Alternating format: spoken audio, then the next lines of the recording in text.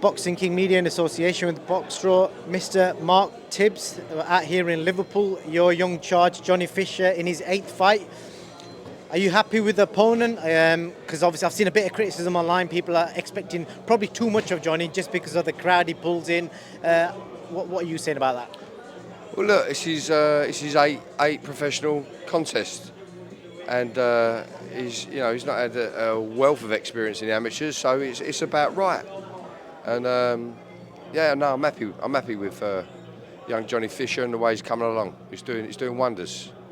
I spoke to him about potential title routes, and it's interesting to see that he's quite grounded and he wants a Southern area title rather than saying English or British. He wants a Southern area title. Okay, yeah, it makes sense, because climb the ladder the right way, you learn your trade doing it that way. The old-fashioned way, it's good for someone who's disciplined and serious about the sport. That's lovely to hear he said that. Yeah. And obviously he's been away training in Vegas, sparring different fighters. How important do you think that is in his development, going around just sparring different fighters from different styles and different parts of the world?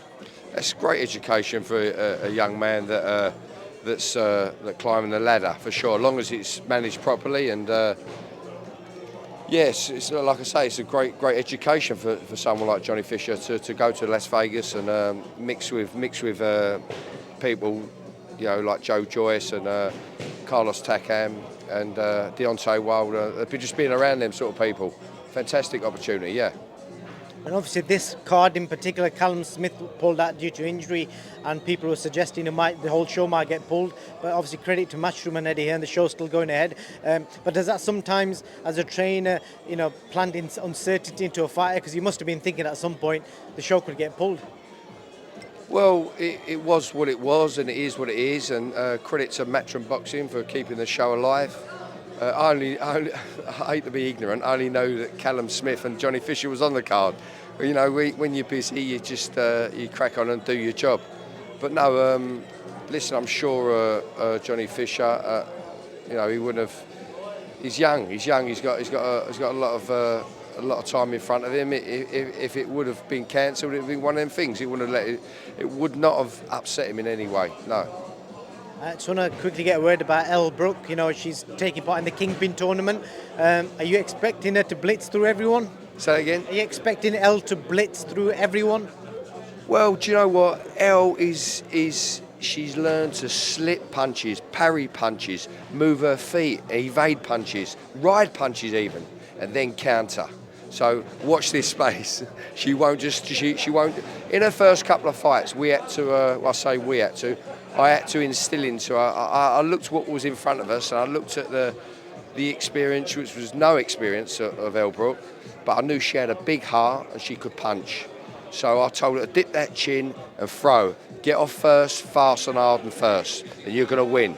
But now she's taking the game. Well, she's always took it seriously, but now she's moving on to other fights and looking forward in the future.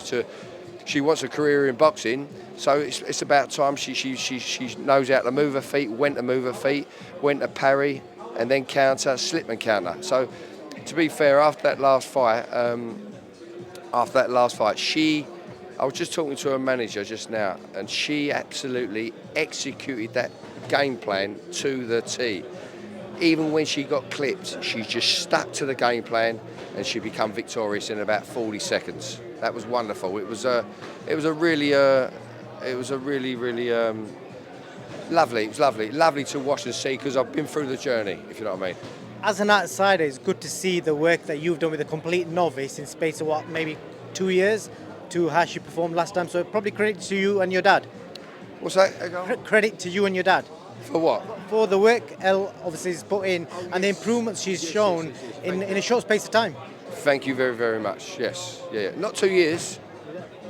Yeah, well less than that. There you go, even better then. And I just got to get your opinion, Mark. Obviously, the whole boxing world was glued to the TV screens the other night watching Conor Benn's interview with Piers Morgan. I'm assuming you watched it? I haven't seen it.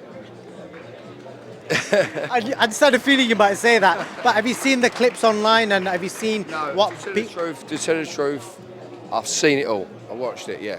I watched it all. I don't know what to make of it, to tell the truth, because... I know you kept quite an open mind, so I was like to express, try and see what you think of it now that you've seen that.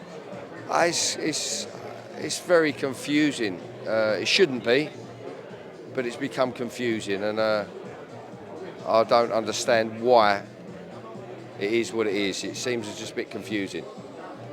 When you say confusing, what element of that are you finding confusing? The fact they did the interview, or the fact that you won't give the report to the British Boxing Board, or is it something else?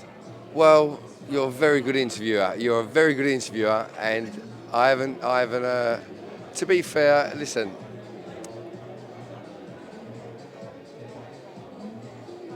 I can't talk about something that's none of my business when I really haven't studied it too much, and that's as far as it goes.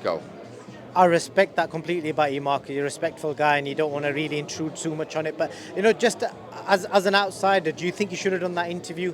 Do you think it's probably more bad's come from it or good? Because the boxing world, everyone's obviously cast their opinions on it and want to express whether he should have done it, shouldn't have done it, etc. I think the less said would have been better for him, for sure. And I'm not too sure. He should have kept it in-house amongst the board and sorted it out. You know what I mean? Like I say, Goal, there's not a lot I can say on it where I ain't looked into it too much. I'm just picking up snippets of it. Fair play, Mark. As always, I respect your time and appreciate what you've said. And thank you and all the best with Johnny this Saturday. Thanks, Goal.